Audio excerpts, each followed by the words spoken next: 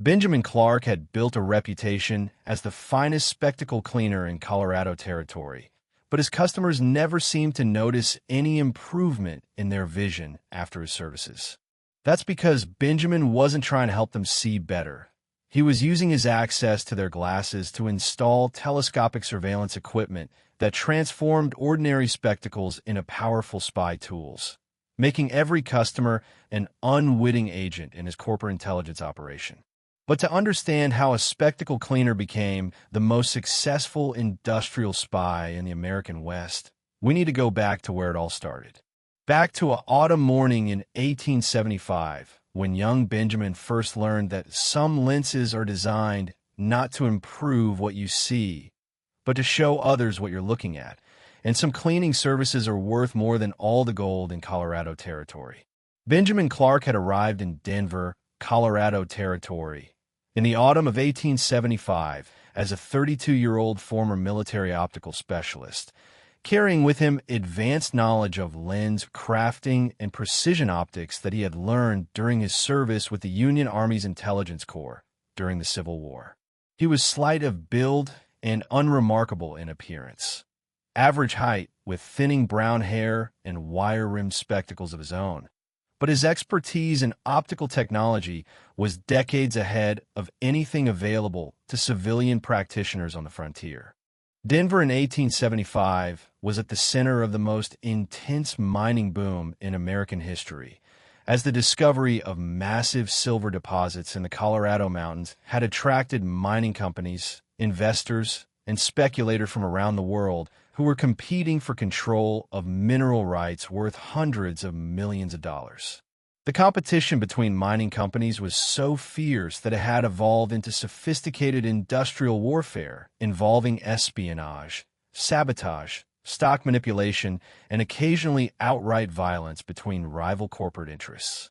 The mining boom had created a class of extraordinarily wealthy business executives who controlled vast mining operations and lived in luxury that rivaled the robber barons of the eastern industrial cities.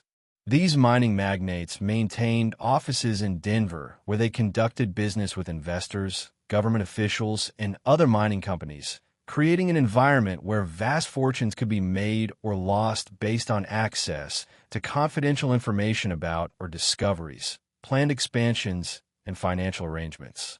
Benjamin's spectacle cleaning business served this wealthy clientele, providing services to mining executives, lawyers, bankers, and government officials who needed their eyewear maintained by someone who understood the precision required for quality optical equipment. His workshop was located in the heart of Denver's business district, making it convenient for busy professionals who could drop off their spectacles in the morning and retrieve them in the evening after a full day of cleaning and adjustment. But Benjamin's true profession had nothing to do with improving vision. He was actually operating the most sophisticated corporate espionage network in the American West, using his access to client spectacles to install miniaturized surveillance equipment that would allow him to monitor their activities and gather intelligence about their business operations, financial arrangements, and strategic plans.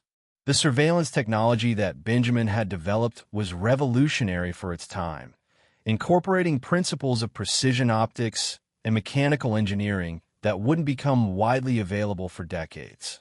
His spectacle modifications included telescopic lenses that could magnify distant objects, allowing wearers to read documents and observe activities from across large rooms or through windows. More importantly, he had created recording devices that could capture images of documents and maps when spectacle wearers looked at them directly. The installation process that Benjamin used was so sophisticated that customers never realized their spectacles had been modified. He would disassemble each pair of glasses completely, replacing the original lenses with his own custom-crafted optics that looked identical to the originals but contained hidden surveillance capabilities. The frames were modified to house miniaturized mechanical components that operated the recording and transmission systems, while maintaining the appearance and functionality of conventional eyewear.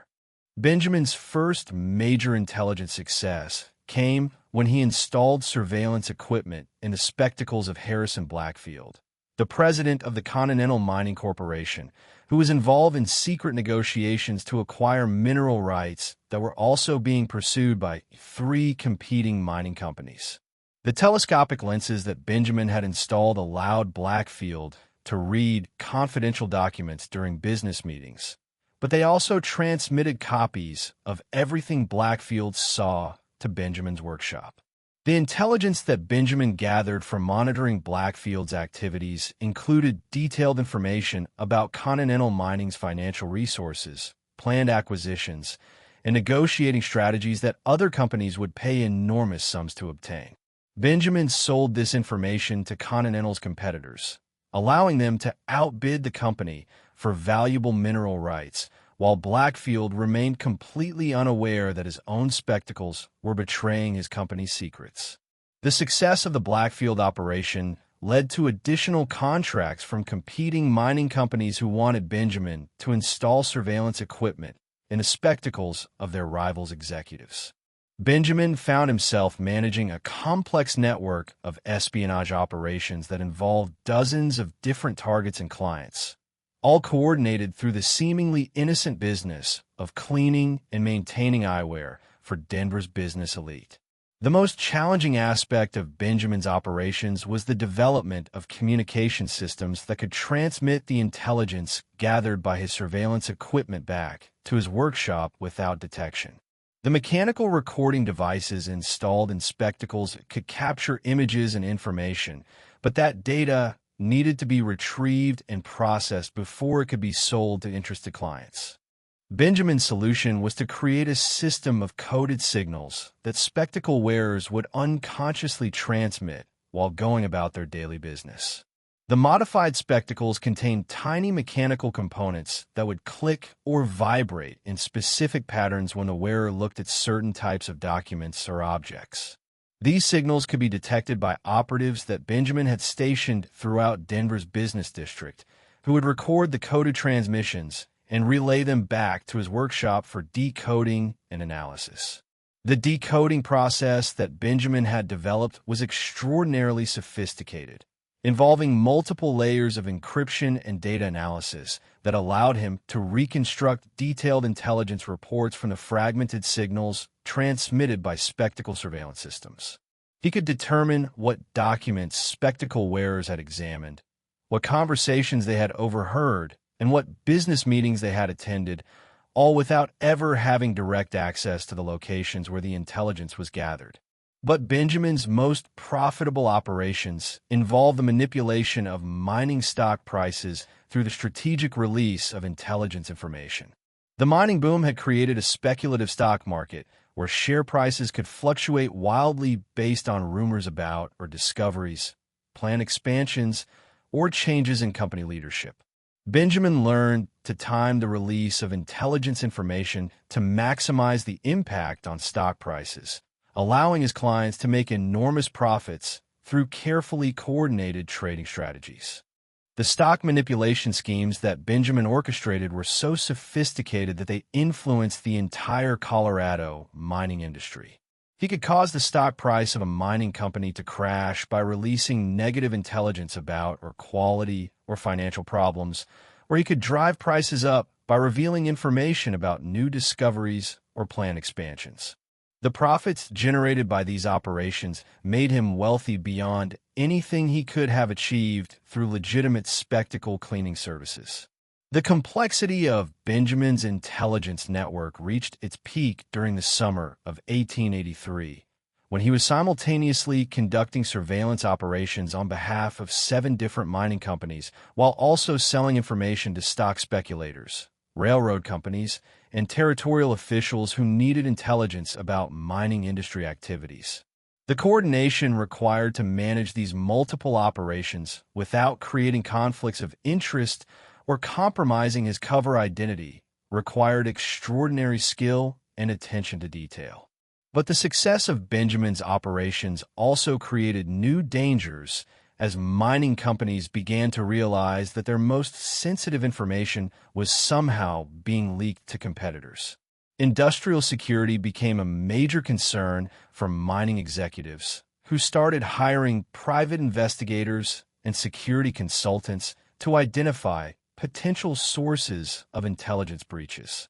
The Pinkerton Detective Agency was brought in to investigate suspected espionage activities, creating a serious threat to Benjamin's continued operations. The investigation that would ultimately expose Benjamin's surveillance network was conducted by Detective Margaret Sullivan, a former military intelligence officer who specialized in industrial espionage cases. Sullivan's approach was methodical and comprehensive, involving detailed analysis of information leaks, surveillance of suspected operatives, and technical examination of potential surveillance equipment. What Sullivan discovered was evidence of the most sophisticated corporate espionage operation in American industrial history. Benjamin's Spectacle surveillance network had been used to gather intelligence from dozens of mining companies, banks, law firms, and government offices throughout Colorado Territory. The scope of the operation was so large that it had influenced major business decisions, stock market movements, and territorial policy decisions over a period of nearly 8 years. Most troubling from a security perspective was the discovery that Benjamin's surveillance equipment had been used to gather intelligence about mining operations that had strategic importance for national defense. Several of the mines under surveillance produced metals that were essential for military applications, making the intelligence gathered by Benjamin's network potentially valuable to foreign governments or hostile organizations that might want to disrupt American industrial capacity. The technical analysis of Benjamin's surveillance equipment revealed innovations in optical technology and mechanical engineering that were decades ahead of contemporary capabilities. His telescopic lenses incorporated precision grinding techniques that wouldn't become standard in the optical industry until the early 20th century, while his recording devices used mechanical principles that prefigured later developments in photography and data storage technology. The decision to arrest Benjamin required careful coordination between federal authorities, territorial law enforcement, and private security forces working for various mining companies. The challenge was that Benjamin's surveillance network was so extensive and well-established that shutting it down suddenly could disrupt legitimate business activities throughout the territory while alerting his criminal associates to the investigation.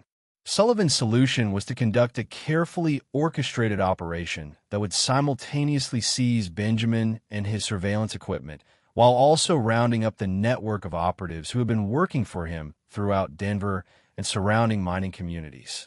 The operation required precise timing and coordination to prevent the destruction of evidence and ensure that all participants in the espionage network could be apprehended before they could flee the territory. The arrest took place on November 12, 1883, when federal agents and territorial law enforcement officers executed search warrants at Benjamin's workshop, his residence, and over 20 locations throughout Denver where his operatives had been stationed. The evidence seized during these operations included hundreds of modified spectacles, detailed records of surveillance operations, correspondence with clients, and technical documentation of surveillance equipment that provided unprecedented insight into the methods used for industrial espionage. The spectacles that were confiscated during the raids represented the largest collection of surveillance equipment ever assembled by law enforcement agencies. Each pair contained sophisticated optical and mechanical modifications that had transformed ordinary eyewear into precision intelligence gathering instruments. The technical complexity of the equipment impressed even experienced investigators who had worked on espionage cases involving foreign governments and military organizations. The trial that followed Benjamin's arrest was one of the most significant legal proceedings in the history of American industrial espionage law. The evidence presented by federal prosecutors documented not only Benjamin's individual crimes, but also the broader implications of industrial surveillance for business competition, stock market integrity, and national economic security. Benjamin's defense strategy was based on the argument that his surveillance activities had actually benefited the mining industry by promoting more efficient competition and preventing fraudulent business practices. His attorneys argued that the intelligence gathered by his network had helped legitimate companies avoid bad investments, detect criminal activities, and make informed decisions about business partnerships and acquisitions. More controversially, Benjamin claimed that his surveillance operations had served important public interests by exposing corruption, fraud, and safety violations within the mining industry.